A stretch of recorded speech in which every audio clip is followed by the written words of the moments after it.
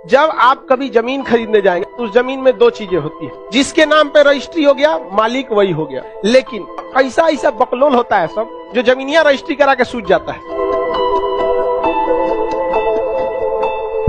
जब आप कभी जमीन खरीदने जाएंगे तो उस जमीन में दो चीजें होती है। जमीन दो टाइप से होती है, जमीन का मालिकाना हक किसके पास है और उस जमीन पर सरकार को टैक्स कौन दे रहा है, दो चीजें अलग अलग होती है। तो जमीन पर मालिक कौन है, जमीन का मालिक कौन है, और दूसरा जमीन पर टैक्स देने वाला कौन है, टैक्स देने वाला कौन है। ये दोनों एक मालिक के बराबर ट्रीट होते हैं। तो सबसे पहले जब आप जमीन खरीदने जाते हैं तो आपको कराना होता है रजिस्ट्री। क्या कराना पड़ती है? रजिस्ट्री, जिसे कहते हैं लिखाई। लोग सुनते हैं ना, क्या लिखाई लग गई 1 लाख हो, सुने क्या लग गया? रजिस्ट्री। जिसके नाम पे रजिस्ट्री हो गया मालिक वही हो गया। समझ में आ गया कि नहीं? लेकिन मान के चलिए हम अपनी जमीन किसी व्यक्ति को बेचे, जब तक हम उसे नहीं बेचे थे तब तक इस जमीन का भूमि कर, लैंड टैक्स कौन दे रहा था? हम दे रहे। टैक्स का डिपार्टमेंट अलग है और मालिक वाला का डिपार्टमेंट अलग है। समझ आया कि नहीं गया? जमीन का मान के चलिए हम जमीन पे पहले क्या दे रहे थे? टैक्स। तो हम जमीन पर टैक्स भी दे रहे थे और जमीन का मालिकाना हक भी मेरे पास था। हम किसी से वो जमीन बेच दिए तो हम उसको क्या लिख दिए? रजिस्ट्री कर दिए। तो हमने उसको केवल क्या दिया है? मालिकाना हक। लेकिन अभी भी टैक्स कौन दे रहा है? हम ही दे रहे हैं। हम ही दे रहे हैं कि नहीं टैक्स? तो टैक्स वाले डिपार्टमेंट में जमीन के मालिक कौन हो गए? हम। अब मालिकाना हक में वो हो गया जिसे बेचे हैं। तो ऐसा ऐसा बकलोल होता है सब जो जमीनिया रजिस्ट्री करा के सूझ जाता है। नहीं, आपको अब टैक्स डिपार्टमेंट में आना पड़ेगा और रेवेन्यू डिपार्टमेंट यानी टैक्स डिपार्टमेंट में कहना पड़ेगा कि हमारे नाम को क्या कीजिए? दाखिल कीजिए, और उसके नाम को क्या कीजिए? खारिज कीजिए। क्या कीजिए? खारिज कीजिए। तो आपको जमीन रजिस्ट्री कराने के बाद क्या करना पड़ेगा? दाखिल खारिज। अपना नाम दाखिल और उसका नाम खारिज। इसे कहते हैं मोटेशन। क्या कहेंगे? मोटेशन। तो जिसके पास मोटेशन, टैक्स का अधिकार उसी का। तो एक बात बताइए, हम कोई जमीन रजिस्ट्री करा लिए, हम मोटेशन नहीं कराएं तो क्या पूरी तरह से जमीन मेरी हो जाएगी? हाँ नहीं। रजिस्ट्री के बाद हमें क्या कराना पड़ता है? मोटेशन। तो मोटेशन जो होता है 21 वर्किंग डेज में हो जाता था। पहले कितना मिनट लगता था? 21 वर्किंग डेज।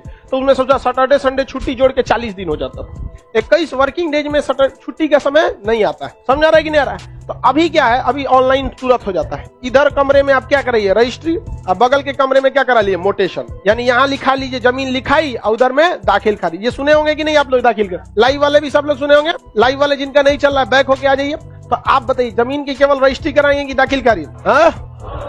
दोनों कराना पड़ता है, तभी आप पूरी तरह से उसके क्या बन पाते हैं? मालिक बन पाते हैं। अब एक बार क्या हुआ समझिए ध्यान से। एक आदमी जमीन खरीदा और वो जमीन का दलाली करता था, खरीद के बेचता था। तो जमीन खरीद लिया वो 10 लाख में। कितना में? 10 लाख में। सोचा कि इसे हम 5 साल बाद बेचेंगे तो 15 लाख में तो अमूमन बेच देंगे। तो जमीन खरीदा कितना में?